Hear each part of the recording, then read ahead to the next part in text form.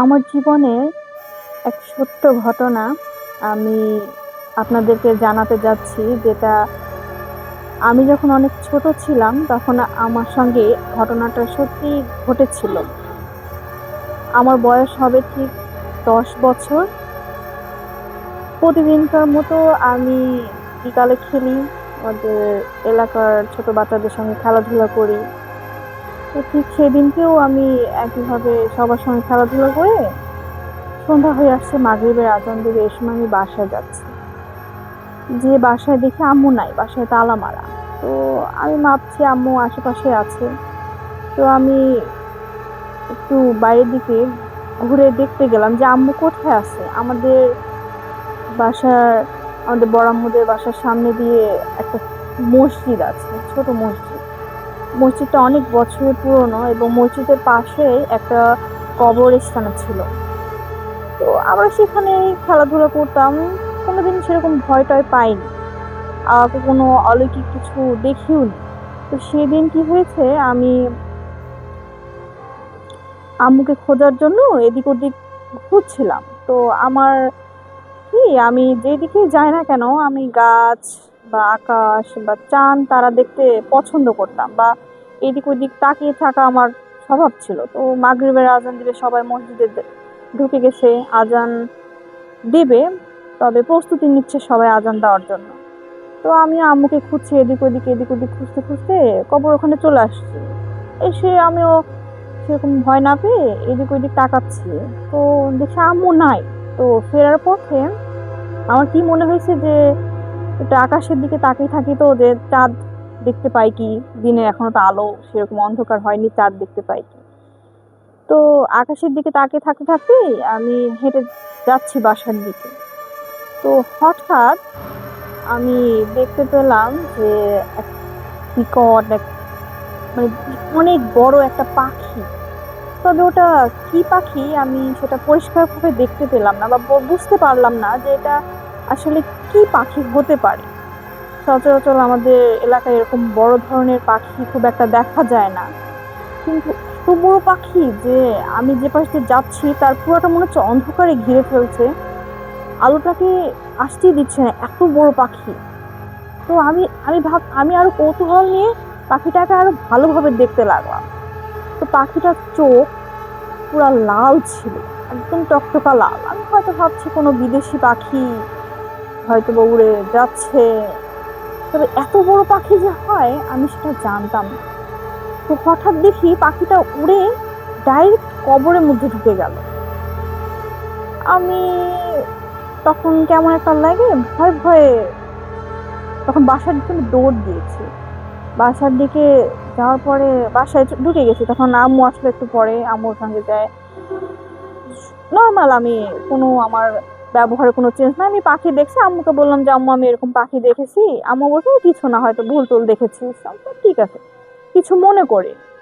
তো এরকম একদিন, ২ দিন, ৩ দিন যেতে আমার কেন জানি না কোনো কিছু ভাল লাগলো না। আমার স্কুলে যেতে ভাল লাগে না, আমার পড়তে ভালো লাগে না, আমার আম্মুর কথা শুনতে ইচ্ছা করে না, আমার প্রাইভেটে যেতে ইচ্ছা করে না, আমার কিছুই ভালো লাগে না, খেতেও আমার ভালো লাগে না।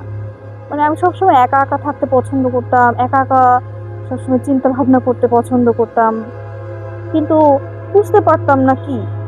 তো এরকম আম্মুর মানে আমার ব্যবহারে বিরক্ত হয়ে গেল যে তুই এরকম করছিস কেন, তুই তো এরকম ছিলি না, স্কুলে যাচ্ছিস না, কারো আমার কথা শুনছিস না, খাওয়া দাওয়া করছিস না, অসুস্থ হয়ে যাচ্ছিস, তুই তো এরকম ছিলি না। থাম, তোকে কালকে আমার নানি বাসায় নিয়ে যে এক হুজুরের কাছে নিয়ে যে ঝাড়া দিব, তোকে কোন ভূতে ধরেছে আমি সেটাই দেখবো। তো আম্মু আমাকে বকা দিয়েছে, আমিও কান্না করলাম করে। আমি রাতে আমি আলাদা রুমে শুতাম, তখন আমার বাবা মা কেউ না, আমি আলাদা রুমে শুতাম। তো আমিও যথারীতি রাতে শুয়ে পড়েছি।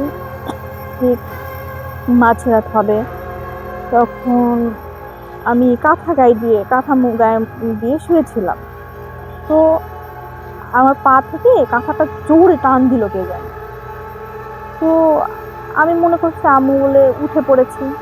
উঠে আম্মু এখন আমাকে বলছে যে কি হয়েছে, চিল্লাচ্ছ কেন? আমি বলছি, তুমি আমার কাঁথা টান দিলা কেন? আম্মু বলছে, কই, আমি তো তোর রুমে এখনই আসলাম, আমি তো তোর কাছে টান দিইনি। কিন্তু তাহলে আমার গা থেকে কাঁথাটা পড়ে গেল কিভাবে, টান দিল কি? সই কিছু না, তুই হয়তো স্বপ্ন দেখি। তো আমি আবার আম্মু দোয়া টোয়া করে খুঁজে আমি শুয়ে পড়লাম।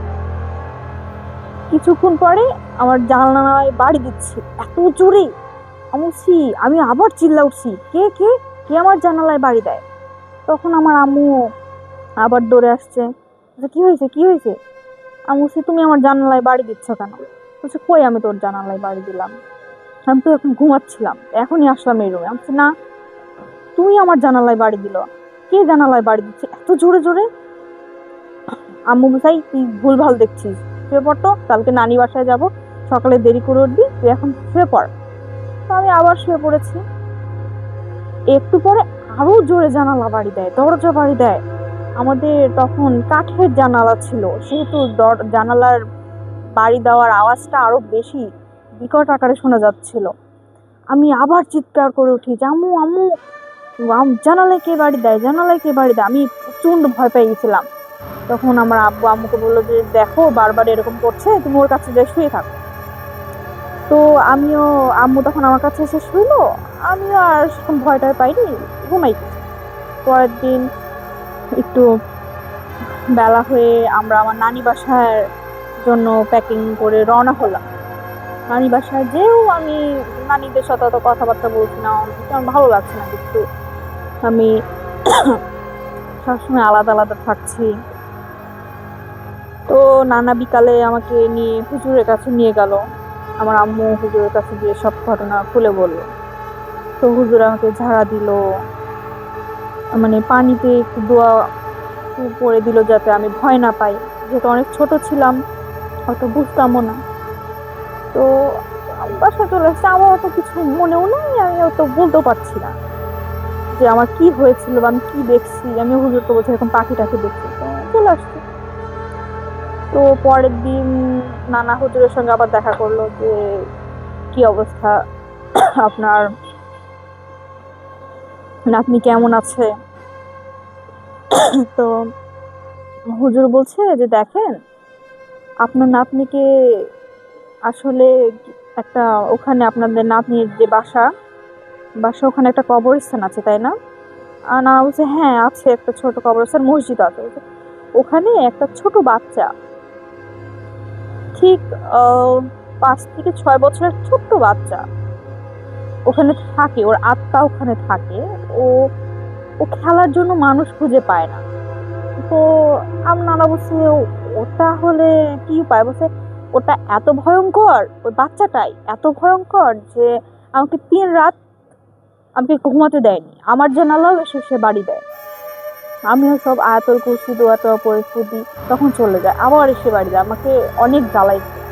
তো আপনার নাতনিকে সাবধানে রাখবেন যাতে জিনিসটা সমস্যা না করে।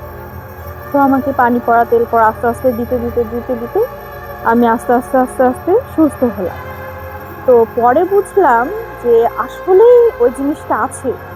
আমার ঘটে যাওয়া ঘটনার পরেও আমাদের এলাকায় আরো ছোট ছোট মেয়ে, আরো ছোট ছোট বাচ্চা আছে, ওদেরকেও সেই জিনিসটা প্রতিনিয়ত বিরক্ত করে, প্রতিনিয়ত মানে ভয় দেখায় দূর থেকে, গায়ে ওঠে না বা কাছে আসে না, বাট ভয় দেখায়।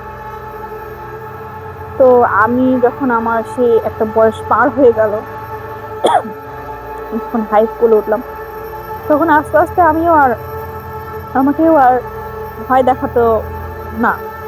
তো পরে আমরা বুঝলাম যে ওই জিনিসটা আসলে একটা ছোট বাচ্চার আত্মা ছিল, যে আসলে তার খেলা বা তার সঙ্গে কাউকে থাকার জন্য একটা সঙ্গী খুঁজছিল।